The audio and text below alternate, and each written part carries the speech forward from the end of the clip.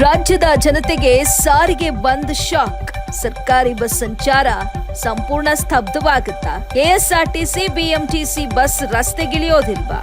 ಸಂಜೆ 4 ಗಂಟೆವರೆಗೆ ಸರ್ಕಾರಕ್ಕೆ ಡೆಡ್ ಲೈನ್. ಸರ್ಕಾರ ಸ್ಪಂದಿಸದಿದ್ರೆ ಸಂಜೆಯಿಂದಲೇ ಬಂದ್ ಬಿಸಿ. ಇಂದಿನಿಂದ ಸಾರಿಗೆ ಮುಷ್ಕರ, ನೌಕರರ ಬೆಂಗಳೂರು ಚಲೋ. 26 ತಿಂಗಳ ಹಿಂಬಾಕಿ ಕೊಟ್ಟರು ಜಗ್ಗದ ನೌಕರರು. 38 ತಿಂಗಳ ಹಿಂಬಾಕಿ ಮತ್ತು ವೇತನ ಪರಿಷ್ಕರಣೆಗೆ ಪಟ್ಟು. ಇಂದು ಸಂಜೆ ಫ್ರೀಡಂ ಪಾರ್ಕ್ನಲ್ಲಿ ಪ್ರತಿಭಟನೆ. ಸಂಜೆ 4 ಗಂಟೆಗೆ ಫ್ರೀಡಂ ಪಾರ್ಕ್ನಲ್ಲಿ ಸುದ್ದಿಗೋಷ್ಠಿಯನ್ನ ನಡೆಸಲಾಗುತ್ತೆ. ಸುದ್ದಿಗೋಷ್ಠಿ ಕರೆದಿದ್ದಾರೆ ಜಂಟಿ ಕ್ರಿಯಾ ಸಮಿತಿ. ಹೌದು, ರಾಜ್ಯದ ಜನತೆಗೆ ಸಾರಿಗೆ ನೌಕರರು ಬಂದ್ ಶಾಕ್ ನೀಡಿದ್ದಾರೆ.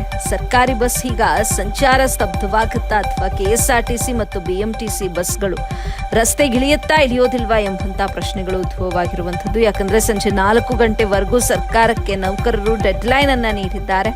ತಮ್ಮ ಬೇಡಿಕೆಗಳನ್ನ ಈಡೇರಿಸಬೇಕು ಅಂತ ಹೇಳಿ.